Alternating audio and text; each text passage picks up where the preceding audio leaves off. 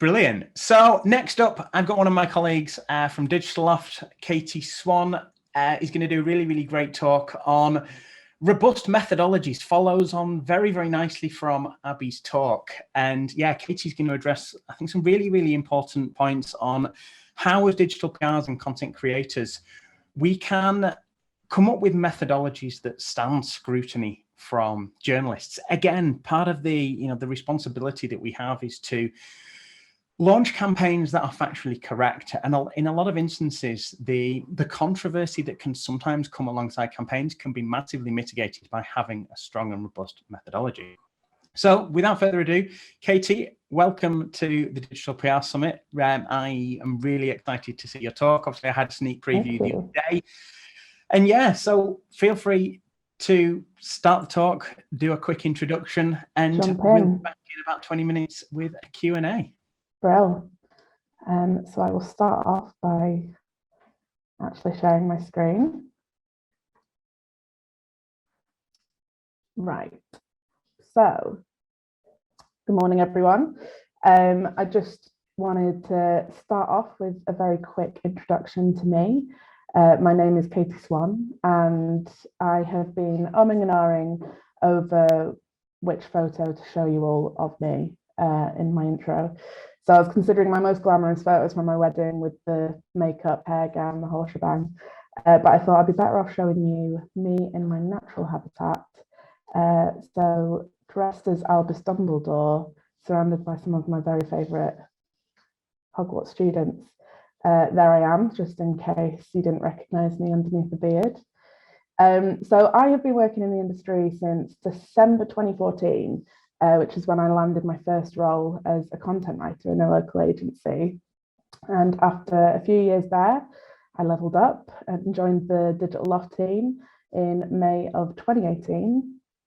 And 7 years later, here we are. I'm now a senior content executive here at Digital Loft, working with some of the absolute best in the industry.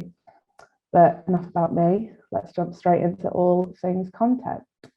So I wanted to kick things off by just taking a really quick look at some of my favourite campaigns that I've worked on over the past few years. So this is just a selection of the range of clients, the range of topics that we've covered, all sorts of different designs that were really fun to work on from a research perspective. But looking at these, it got me thinking, what do they have in common? And I think one of the big things they have in common is a thorough, clear, and concise methodology. And I want to just look at why that is so essential for our PR campaigns. So firstly, it's good for journalists. Next up, it's good for clients. And last but very not least, it's good for you. It's good for your brand, for your agency. I'm going to just take a quick look at these one at a time in a little bit more depth. So we often have journalists coming and looking for clarification on campaigns that they've received from us. So whether that is looking for answers on why we used a list to begin with, how we came up with our results, whether it's quite a complicated campaign or not, they just need to know what they're actually putting their name to. And journalists need to know that their story that they're putting out is going to be accurate and well researched. So if our campaigns already have a really great methodology and they were researched well, we can ensure that we're able to answer those questions and justify our results and conclusions quickly. This makes it more likely that we're going to land coverage and we're going to land links. And ultimately, it makes it more likely that the coverage that we do get is positive for our clients. Speaking of, working in digital PR, our jobs revolve around our clients. Our bread and butter really is landing coverage and links for them. But a good PR, a good content writer, researcher, SEO, whatever your role is, knows that there is a big difference between good and bad coverage. So bad coverage can involve a number of things, but the one that I'm most concerned with as a content person is coverage of campaigns that are inaccurate, irresponsible, or extrapolating misleading conclusions from the data. We've got a responsibility to our clients at the end of the day. They need to know that we're going to represent their brand with integrity and that we're taking responsibility for their brand and for their image. Lastly, at the end of the day, creating a well-researched PR campaign is only ever going to be beneficial for us. So I don't know about the rest of you, but I love it when I feel like I can be proud of the work that I'm doing. So ultimately, the better our work is, the more likely we are to have successful campaigns with better results for not just our clients, but for us as well. Having said all of that, I definitely think that PR campaigns can be controversial while still being accurate. I wanted to show you a campaign that I worked on a few years ago. So this campaign was completed in 2019, back when musicians were actually able to travel the world and play packed out gigs in crowded arenas, if you can imagine such a thing in a post-COVID world. So we looked at the world's hardest working musicians, but basing that on the number of shows that they had played, the number of countries they had visited within a 20-month period. So after trawling through set lists and gig dates, we crowned Lewis Capaldi as the world's hardest working musician, as he had racked up 195 show dates in a 20-month period. So as you can see from the bottom, we've got 5 different stories within that data, but our main headline is that Lewis Capaldi is the hardest working musician. Now, this campaign got some really exciting coverage with an absolute dream link from NME, which I was very excited about. Now, this article ended up going onto social, as these things often do. This is just a screenshot of the tweet from NME, where they shared their article, tagged Lewis Capaldi and Billie Eilish, and lo and behold, Scotland's sweetheart himself, Lewis Capaldi, noticed and retweeted it and interacted with it, which was very exciting for me. But while I was fangirling over the fact that Lewis Capaldi basically knew that I existed by just a few degrees of separation, the social media conversation continued. Let's just say some people had some very strong feelings about this one. So this is a screenshot of the Facebook share. And here are just a few of the more family-friendly comments that I could find that we got from this article. People really weren't happy, to be honest. But when you look at a headline like that, is it any wonder that people have strong opinions on it and that people are going to get talking about it and shouting in some cases? But at the end of the day, we had a methodology, which meant that we could justify our work and our conclusions. So this is the actual methodology that sits at the bottom of that campaign page. And the first thing I wanted to point out in it is that we listed where we got our original source list from and with a source to back it up. So that source is really important because it means that journalists, readers, whoever's looking at it, has a chance to check out what our claims are, and it just adds that extra level of credibility and accountability to our campaign. So then we also explain how we ended up ranking the results. How did we get Lewis Capaldi at the top of that list? So we repeat the factors that we've got above to show which things actually made a difference to the ranking. So, of course, in any digital PR campaign, we have to get a bit creative with things. And sometimes we do have to get a bit creative with how we're going to get those attention-grabbing headlines. But I think that linking the number of shows played and the amount of travel involved to hard work isn't a massive stretch of the imagination. So a lot of the comments that we saw from readers were to do with the list that we had used, the list of musicians, and the fact that their favourite artist wasn't included in that. And Frank Turner has some very diehard fans out there who really weren't happy. But at the end of the day, we can't include every musician in the world.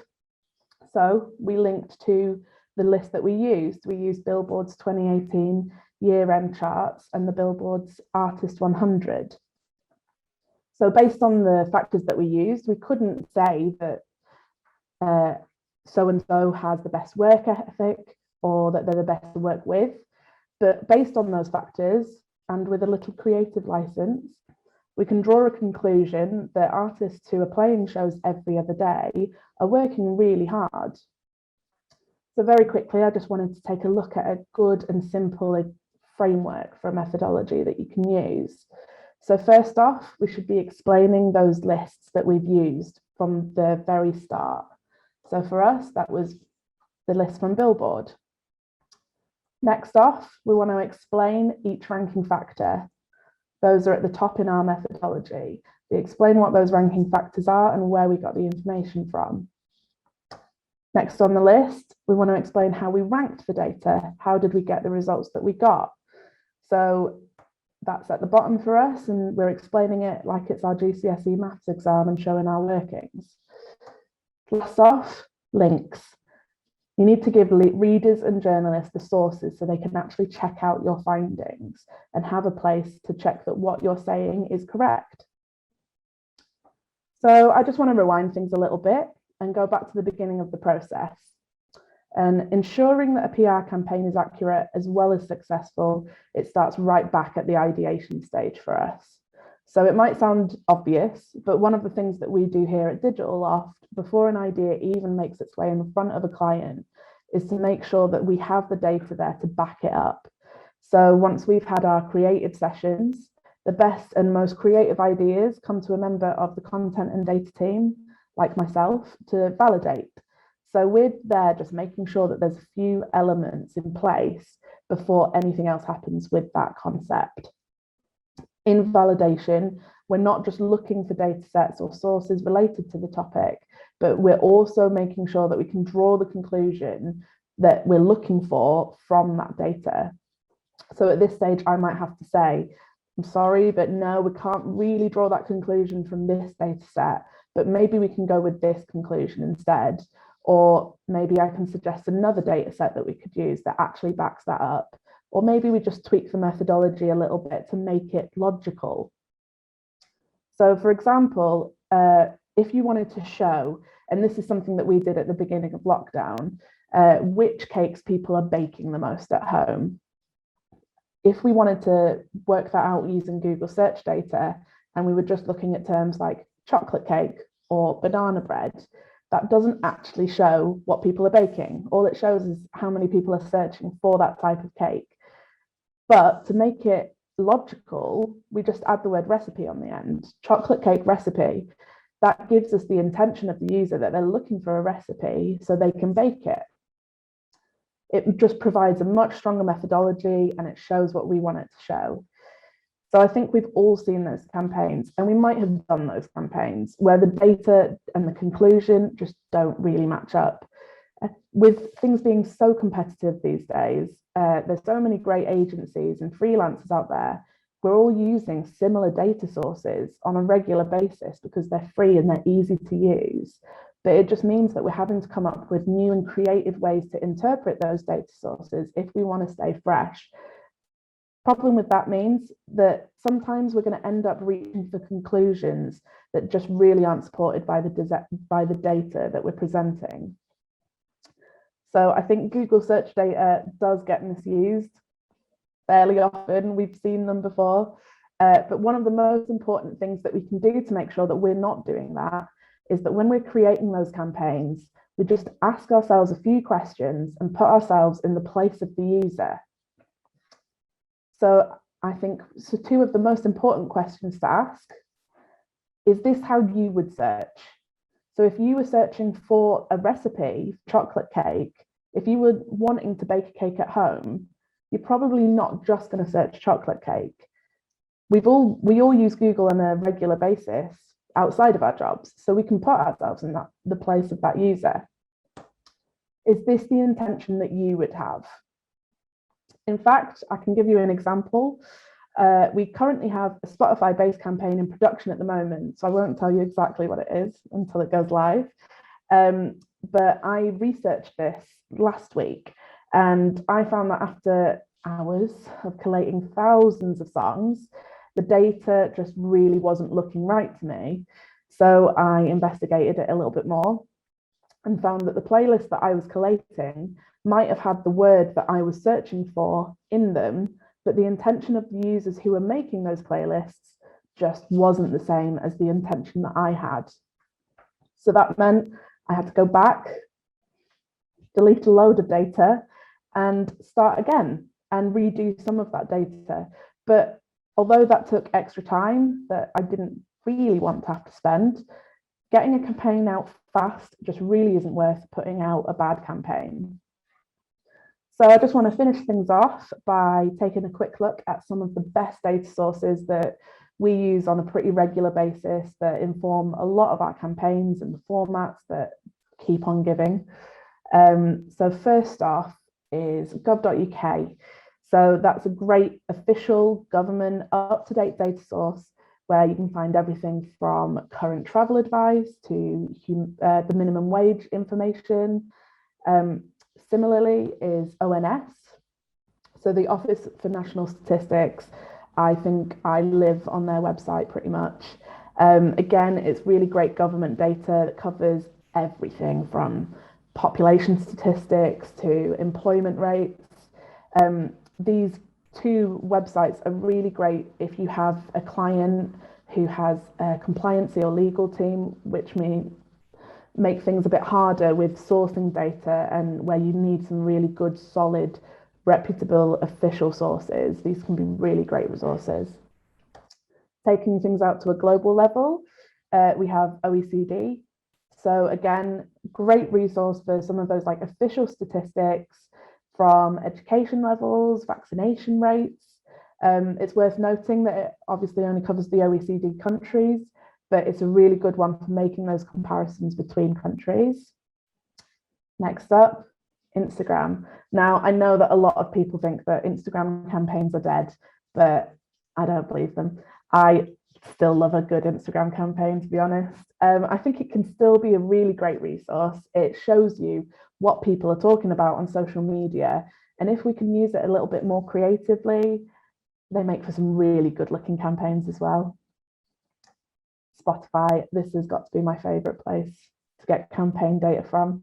I love a good Spotify campaign. It's a great place to see what people are listening to, what's making up the soundtrack of their lives, whether it's songs that they're listening to in the shower or songs that they're listening to while they're cleaning, whatever it is. And then what do they know? This is an absolute essential for anybody in the industry. This is where we can make those Freedom of Information Act requests. So we can put in a request to all sorts of official bodies like local councils, NHS trusts, universities, police forces, you name it, you can ask for information from them. It's also worth remembering that you can search for requests that have been made in the past that might have been successful. The data might already exist, so it saves you the hassle of actually doing that. Lastly, brand data. So whether this is a brand that you're working with, whether they're one of your clients, you can ask them for their internal data, which can give some really great unique stories that nobody else is talking about. Otherwise, it might be a brand that you're not working with, that you just really want to know some of their data. We have had success with asking brands for this in the past. So it's a case of if you don't ask, you don't get. So give it a go and see if you get lucky. But it can make for some really great campaigns that are quite unique. So I just wanted to go over a few of the key takeaways from today. So first off, you can make controversial campaigns work if you have a solid methodology. So as long as you can back everything up with sources and a logical methodology, a controversial campaign can be really valuable.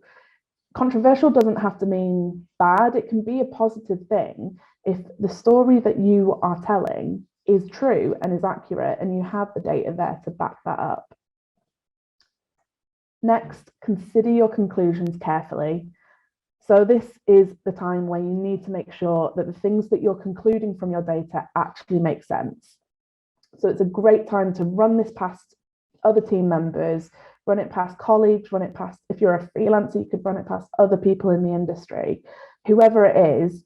And I suggest this is a great time to use the people in your life who aren't yes people. This is the time to use that person who likes to say no and can find an issue in anything, because you need them to sense check it and to make sure that you're not jumping to conclusions. And lastly, intention is everything. So before you dive into a data set or source, just ask yourself, what's the intention behind that data? Does it match the intention that you have in your campaign? Is it going to work for your purposes, or do you need to shift your focus, tweak your methodology? So that's everything from me. Thank you very much for listening. And you can catch me on Twitter. Thank you very much, Katie. Really, another really great session. And yeah, I think with some really, really exciting and interesting takeaways there on, again, the importance of really thinking about methodologies carefully and putting the time in to get them right before a campaign goes into production. And also think, stopping to think, if data doesn't look quite right, what can you do about that? So we've had some really, really great questions. So I'm going to jump into those and go through these. So the first question we've had, Katie, is, do you also explain exactly how the calculation happened at the end of a campaign in the methodology? Or are you using a more in-depth method that would be, let's say, downloadable? Yeah, so obviously it can be dependent on the campaign type that we're doing. Sometimes you can explain it pretty easily in a couple of sentences. Sometimes it's a lot more complicated. But we do try to make sure that we are saying whether we're using a weighted ranking or a different kind of ranking, how we're actually working it out. So, I mean, the methodology that I used as an example is from 2019. If I was doing that campaign again, I probably would have gone a bit more in depth, actually. Like, it really could be improved on. But yeah, I think there's no harm in, it's not like these are, trade secrets. We don't need to keep it from anybody. So it makes sense to give that as much information as you can, really. No, absolutely. And I think just to add from my side, and this is the SEO in me talking, I know going back probably 2 or 3 years, we did try, if you remember, Katie, putting sort of links to Google Sheets where the full data is available. But what we found is that there was a surge in journalists linking to the Google Sheet of data rather than the campaign asset. So as an SEO, we want links to the client site, the campaign asset. So I think we're always happy to share it. But I think certainly what we found is that when you do share that, that is where the links will end up being sort of pointed to rather than the campaign page. Many, many more. So what are you specifically searching for on Spotify in terms of data? So when we're doing Spotify campaigns, we're often looking at how popular songs are for a certain topic, or I don't know, an example, we did cleaning songs. So we're looking at the playlist that users have made themselves for that theme. So that's when the content writer in you has to come out and you think of all the sorts of words that you might use. If you were making a playlist to clean your house, I would search for cleaning, spring clean, housework. So it's really simple. It's such a simple method of getting it, but it's just a case of, if I was making a playlist for this purpose, what would I name it? Yeah, no, absolutely. And to follow up on that, and how do you use Spotify to mine data? Do you look at playlists with high follows within your keyword of interest? Interested to hear how you pull the numbers. So really a follow on from the last question. Yeah. So I literally set up my own folders and just pull every playlist that I can find that seems relevant. This is where I tripped up in my last campaign, because although they had the word, they weren't actually relevant. But I just pull them all over into a folder and then create my own playlist out of the songs that are within all of those playlists. So it's not a case of finding ones that are followed, it's just a case of finding ones that people are making. So yeah, it could be, I'm sure there's data from my own playlists, to be honest, in some of our campaigns. So yeah, just wherever you can find them. Fantastic. And then one last one. What are your thoughts on surveys? My thoughts on surveys. I think surveys can be really, really valuable if they're done smart and sparingly. Um, I think a survey usually is a good element to have within a wider campaign, unless you're doing just a quick piece of reactive PR. If you want to put it into a campaign, it's going to have to be backing up the story rather than the story centering on that a lot of the time. If you're on a deadline with a client and you're putting a survey out, you can't do it until you have those survey results back. And if it says, the opposite of what you think your client wants to know, then and you're basing your whole campaign around it, it can be a waste of time if you don't do it smart. But yeah, I think they can be really valuable when used in a good way. Yeah, no, and I know, thinking how we've used them in the past, we've used them to introduce a campaign, sort of create a hook to that campaign to show why it's relevant. I know we did one for an automotive brand, didn't we, a few years ago, looking at how many miles you can drive in the UK's most popular vehicles when the fuel light comes on. So obviously, I think if I remember correctly, what we did is we ran a small survey, a one-question survey, probably of 2,000 respondents, to see actually what motorists believe. So obviously, I think then we found that most motorists believe they have about 30 miles in the tank once the petrol light comes on. But actually, the data showed that on average, that's about 48 miles. So we used the survey there to introduce the campaign and create a hook for journalists there. We've had one more coming, Katie. We've still got a little bit of time. The question here is, it's funny that you remark that many assume Instagram campaigns are gone. How do you feel about TikTok campaigns? Due to the controversy surrounding the campaign, a journalist advised me that it was not worth it. I mean, we've used TikTok in a few campaigns recently. To be honest, I think that campaigns that show like what people are talking about now is shifted.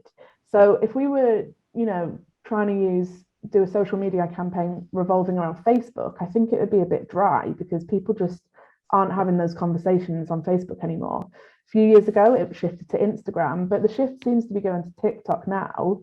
So yeah, I mean, I'm sure that TikTok as a brand is a little bit controversial, but it's still millions upon millions of people are on it and talking about it. So absolutely. Yeah. And I think it comes back to the point you made, Katie, about Google search data. Why are how are people using TikTok in that way? And I've certainly seen, we've certainly had some sort of concepts here that when we start to look into it, you think, well, actually the videos that, what's being posted on TikTok isn't actually the intent of what you're trying to show. So again, I think it comes back to just sense checking your campaigns, thinking carefully about whether the data source you're using actually shows what you think it shows or what you want it to show, and thinking very carefully on that. Well, it was a really, really great session, Katie. Some really, really nice comments in the chat. Please go and take a look at them. Yeah, some really, really good comments. And for everybody watching, some really great pieces of advice and tips from other people, including some links on useful tools for Spotify campaigns, tips on how to ensure you're landing links to campaigns, not just the sort of the data sheet. So yeah, thank you very much, Katie. Thank you. Great session.